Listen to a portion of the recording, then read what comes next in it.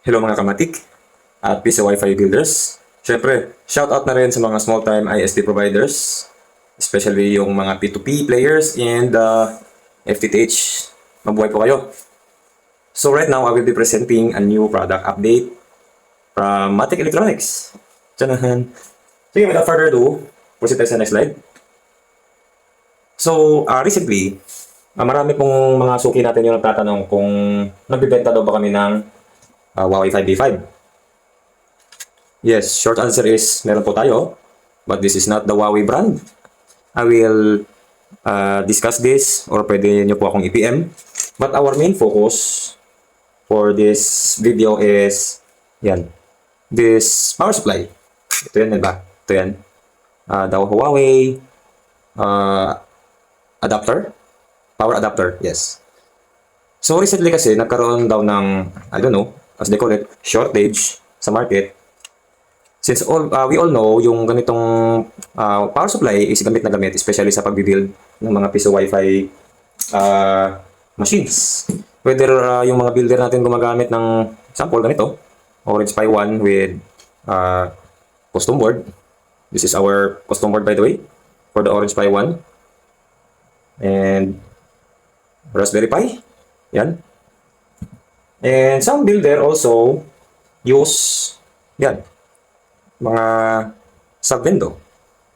Example, this one is the sub-window for the Wi-Fi 5 LAN base by yours truly, Matic Electronics. And for our mga yan, mga kamatik na gumagamit ng KT-Fi or Juan-Fi. LAN base na sub-window. Typically kasi yung in-inquire sa amin kung marami daw ba kaming stocks nito. Short answer is, if you are looking for a Huawei, genuine na Huawei power supply, short answer is kakaunti lang yung stocks nito sa market. One reason is that wala po akong may nakitang nagsusupply nito na brand new. And if brand new means may factory, I don't know guys, correct me if I'm wrong, wala akong may nakita na supplier, say sa Shopee, Facebook, or mga offline physical stores. Mostly kasi nakikita ko is, yun nga, second hand. Somebody told me maraming mga pull out yung tawag nila sa ganito. Yun nga, second hand siya. So, to address that problem, yun nga, at not to mention yung ganitong router, ginagamit din po ng iba, yung Fiber Home, naka-Brazilian firmware. Iba naman yung power supply nito, no? I believe this is the Fiber Home brand na 1.5 amp, still 12 volts. So, common question, sir, ma'am, may mga ganito po ba kayo? Because gusto po namin umorder ng marami. Short answer, if you're looking for Fiber Home or Huawei, hindi po namin kaya supply na maramihan or wholesale. So, what we will be introducing is our new product, our latest product. Yes, we are carrying our own brand na Matic Electronics na power adapter. But this time, ginawa na po namin 12 volts, 3 ampere, or 36 watts. So ito po siya. Yan. Still gumagamit ng DC jack. This is the 5.5 by 2.1 mm DC power jack na male. At I'm 100% sure na pareha sila ng size. Itong Huawei. So yes, typically ito yung alternative natin.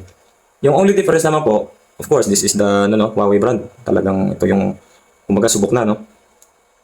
Yung sa amin naman po na Matic Electronics, we have tried or ginawa po namin yung best namin para yung mga feature nito like mga power protection over voltage, over current, and especially yung surge protection feature nito is nandito rin po sa aming product. And by the way guys, as a bonus, naglagay na rin po kami ng LED indicator para naman po malaman natin kung gumagana pa ba yung power supply o hindi. So sa mga nais po na bumili, you can check it out from our Shopee page or Shopee store.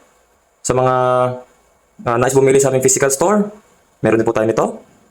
At especially doon po sa mga gustong mag-distributor, maging reseller, or yung mga builder na gustong bumili ng maramihan or bultuhan. Nag-offer po tayo ng big discounts.